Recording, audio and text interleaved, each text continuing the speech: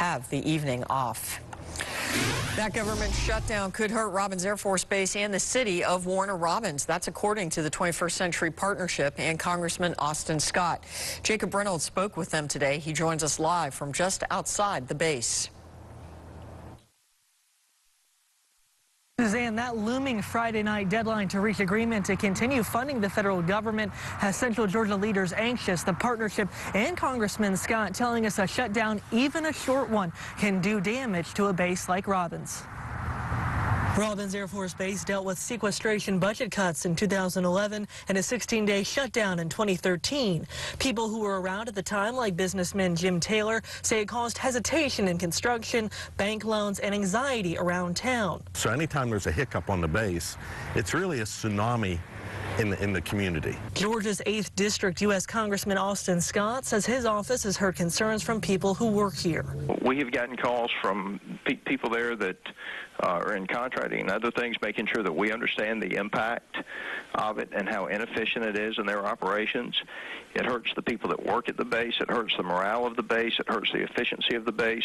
And a shutdown, all non-essential employees are told to stay home, and people who aren't working don't get paid. Director of Strategy for 21st Century Partnership Dan Rhodes worked on the base back in 2013. He agreed with Scott that a shutdown can disrupt payroll, training of new employees, maintenance on aircraft, contracts, and parts purchasing. But that's not all. I was certainly limiting my purchases in town. So when we see that, especially the small businesses are going to see an impact because they're going to see less foot traffic.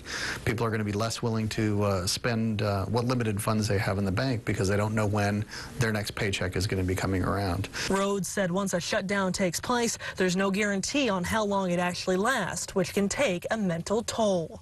You've told people they're going to be out of a job, and it's unknown when they'll be back. Psychologically, that's devastating.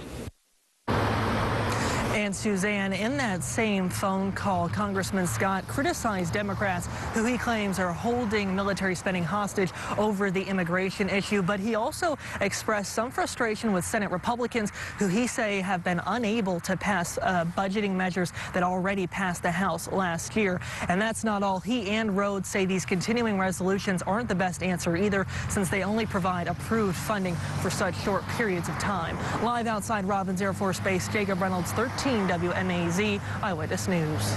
Thank you, Jacob. Rhodes said when he was sent home for 16 days in 2013, he eventually got back pay about a month and a half later, and that can put pressure on employees anxious about paying the bills.